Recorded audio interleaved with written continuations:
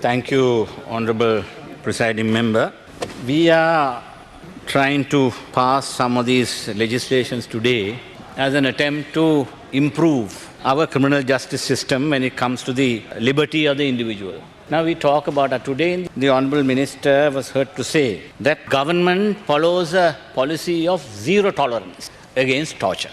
Now these are all very pious words. These are all utopian, I would say, utopian dreams. But then to make it a reality, there needs to be paradigm change in the manner in which we administer our criminal justice system. It is a known fact that torture is an endemic problem in the culture of policing in this country. Together with that comes the need to have a relook at the Prevention of Terrorism Act. Several speakers before me had talked about the Act itself being a very temporary one when it was enacted way back in 1978. But in its implementation, we have found that it has paved the way for terrible abuse of suspects in custody, particularly when it comes to torture. Torture is not simply physical torture. What about the mental trauma that you subject an individual when you subject him to administrative detention without any judicial supervision for months on end? For almost 1.5 years, you can keep somebody incarcerated without any judicial supervision. So this is a very draconian piece of legislation which must be revised, and we must bring an end to this endemic culture of torture. Now, in order to do that, now we must also remember that we have now arbitrary detention finally ends up in facilitated torture. You facilitate torture by arbitrarily detaining somebody. We have several such people in such detention centers in several places in this country. So what now I would quote here, in 2017, the United Nations Special Rapporteur on Human Rights and Counterterrorism said this: "This has fostered the endemic and systemic use of torture." That is the Prevention of Terrorism Act. Entire communities have been stigmatized and targeted for harassment, arbitrary arrest and detention. We saw what happened after the Easter Sunday attacks. Almost 2,000 to 3,000 Muslims are arrested en masse and detained. Subsequently, over a long period of time, one by one, several got released. There are 200 others in custody. And among those are some young people who have even got university entrance. Some have even got entrance to medical college. There are engineering students under custody. Now, these young people, now, without any, if there is substantial evidence, bring them before a court of law. Charge them. But then now you are adopting another procedure, which some dictatorial, despotic countries have adopted, which are to set up detention centers where you go with a de-radicalization program. You have already published a gazette, but then there are certain anomalies in that.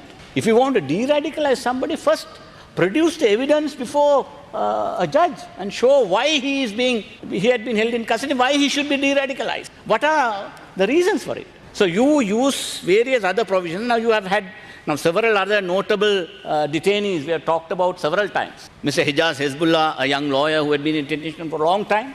Now you have decided to file a case against him under the ICCPR Act, under hate speech provisions.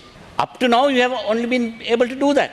And you have known to have tortured and pressurized witnesses to incriminate him, saying that he took part in various radicalization classes, which is all a figment of the imagination of some of those people who have other vested interests to achieve. So the abuse of these provisions has finally resulted in the European Union looking at it from a point of view of, in a roundabout way, bringing some economic sanctions. Economic sanctions, when I say, the preferential tariff arrangements are in danger today because of our attitude towards the people who are under custody. Now you go and pardon 16 detainees who are under PTA. And under that pretext, you slowly also pardon a murder convict to appease one of your supporters who has a very popular TV station, who has been singing your hosannas for several years now, who are responsible to even bring you to power. There are two specific TV stations. They have been amply rewarded by several means. Some are being also awarded tenders to buy all types of antigen tests and test kits and all sorts of things are happening. Now these things are being monitored and looked at. So now in order to, if you look at what is happening in the outside world today, it's very obvious. The government is becoming unpopular by the day. So you need all these friends who run electronic media to boost your sagging morale. So what do? You go and pardon 16 PTA detainees along with the person whom you have given a pardon when he had been under a death sentence, confirmed by 5 senior judges of the Supreme Court. So now that is a very cynical move. It is seen as a cynical move for nothing else. Because among these 16 detainees, most of them have already been under detention for more than 10 years. Some of them, even if they are convicted, even the sentence, they would have already served, having been there for so many years. So there is nothing surprising when, this is why such cynical moves will be laughed at by the international community. Already we have invited a lot of wrath from well-meaning friends among the international community. Honourable Member, you have 2 more minutes. Yeah. Now let me also come to some of these other issues. Now particularly the Criminal Investigation Department, the Attorney General's Department, all these departments are departments who had a certain sense of pride in their work. They were seen as a very independent institution. Because of unnecessary politicization and pressure, they seem to be losing their independence.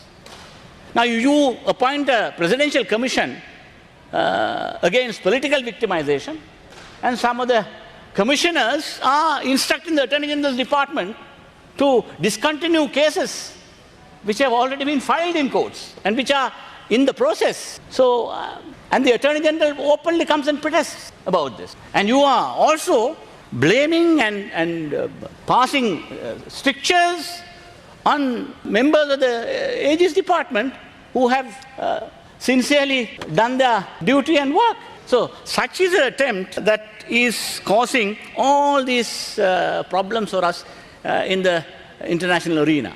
So we need to have a relook at all these things. We need to have some reform in these areas. Now, particularly, I would urge the Honourable Minister to look at this so-called de-radicalization gazette and its the manner in which it is going to be implemented. I saw that you have now enlisted some Muslim theologians, learned men to de-radicalize these young people. By doing such a program without sufficient evidence against them, you will only radicalize them rather than re-radicalizing. Honourable Member, your time is up. Please wind up. So therefore, these matters have to be looked at with a different approach, and then some of these issues needs to be corrected. And also I would here talk about the Office of Reparations. Now, the Honourable Minister said that this was a substitute for REPIA. Please now, there are several compensation issues pertaining to the Digana riots, and then the riots in Ampara,